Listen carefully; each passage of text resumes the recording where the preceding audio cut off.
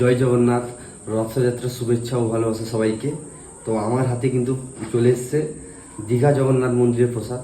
আমাদের মাননীয় মুখ্যমন্ত্রী জানিয়েছিল যে সবার ঘরে ঘরে কিন্তু প্রসাদ পাঠিয়ে দিবে, কিন্তু আজকে আমরা পেয়েছি ফাইনালি। তো কারা কারা অবশ্যই কমেন্টে জানাবে। মনে হয় আমরা কাছাকাছি বাড়ি, তো তাই আমাদের দেরি হয়ে গেছে।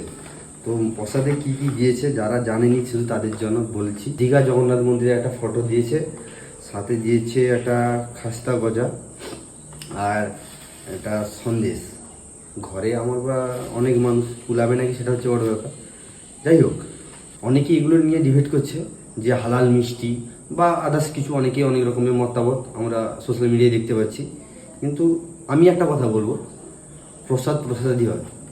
যদি ভগবানকে যদি মন থেকে আমরা যদি মানি বা বিশ্বাস করি যে ভগবান বলে কিছু আছে, তাহলে প্রসাদ কোনো হালাল বা কোনো কিছু ডিবেট করে না বা মানুষের মধ্যে কোনো ভেদাভেদ মানে না।